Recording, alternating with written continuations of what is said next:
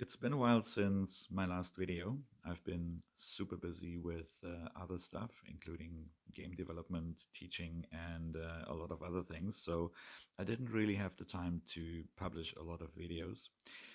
Um, but I think that is getting better now. And the one that I want to pick my series up with is a video on prime lenses.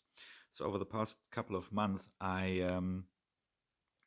did try to get used to shooting with prime. And first of all, it went really well for me. And I realized that this type of lens is ideal if you're beginning to learn photography.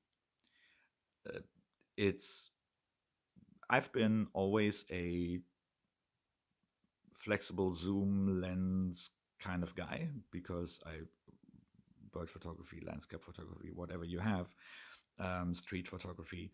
I really like to be able to zoom in and out and find the shot that I'm looking for. However, that what I didn't realize was that that makes you kind of lazy, and you kind of end up with good shots, but you don't learn how to really read the frame in your viewfinder or on your live view on your screen. With prime lenses, that changes immediately. For those of you who don't know what a prime lens is, a prime lens is a fixed focal length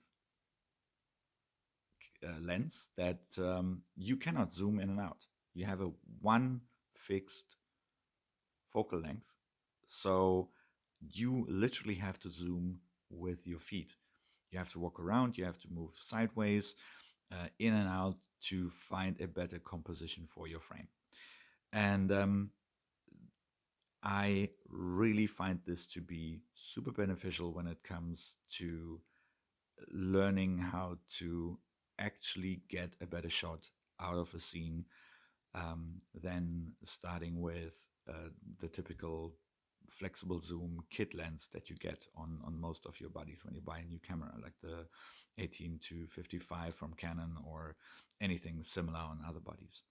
So this here is the EF 50 millimeter by Canon. And the EF 50 millimeter on my trusted Canon 7D Buddy, because of its 1.6 APS-C crop factor, is basically an 80 millimeter lens, because 50 millimeter times 1.6. And it surprised me how much it affected my photography and how much fun I had using this lens. Like by now, whatever I do, landscape, street, even macro photography, I'll get back on that later. Um, I use this lens at least once a day.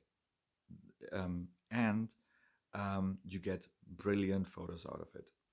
Only downside to this one is that it doesn't have in lens stabilization,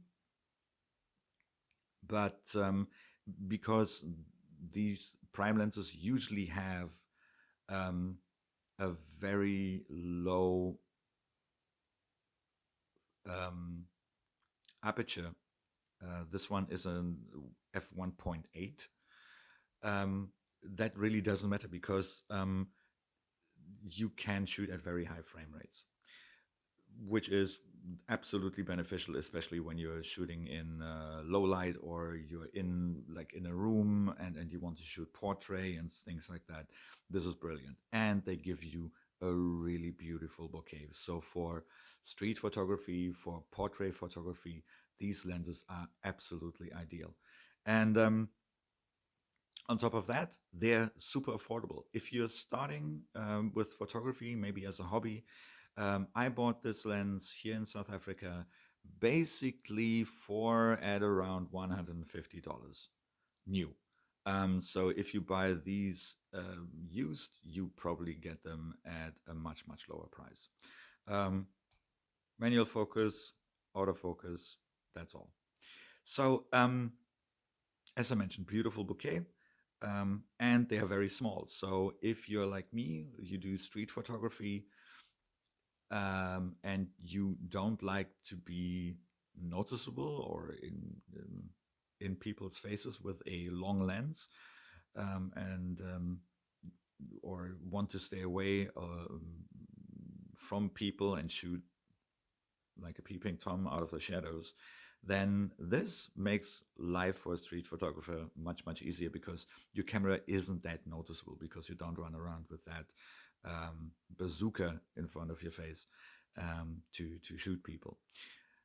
But other than that, as I said, these lenses is particularly for becoming a better photographer are super helpful, because all of a sudden when you see a shot that you want to take, you start moving around, you because you cannot zoom in and out.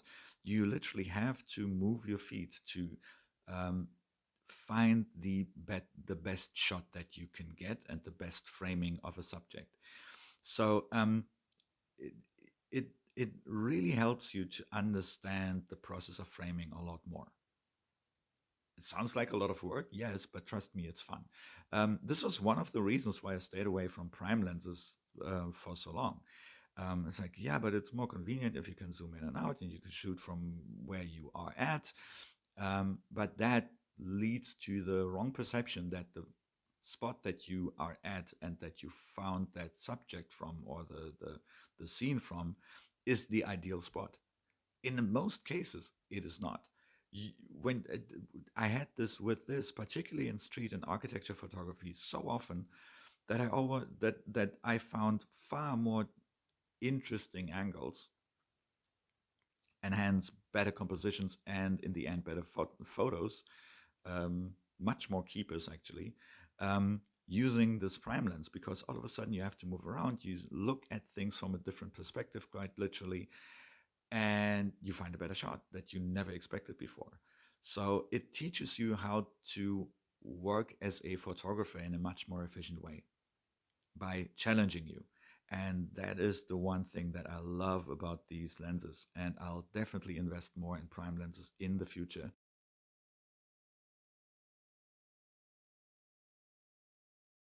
If you're interested in macro photography, get one of these. This is my EF12 extension tube. And these are EF lenses, so they work um, on your APS-C cameras as well, but you need an EF extension tube for that. But that's totally okay. These are also very cheap. And what this does is it reduces the minimum focal length of at least the 50 millimeter EF 50 millimeter here from 35 millimeters down to, I would say, 10, the minimum focal distance, sorry, which is brilliant for macro photography. Some of the shots that you will see here have been done with this one. I'm a big fan of reverse ring macro photography, because it gets you an incredible amount of magnification. It's hard to shoot with those, but with this you can get close enough to take really good shots without having to invert your lens or your zoom lens. And you get all the benefits from autofocus, if you want to use it, and all the other gimmicks that you get from our modern cameras.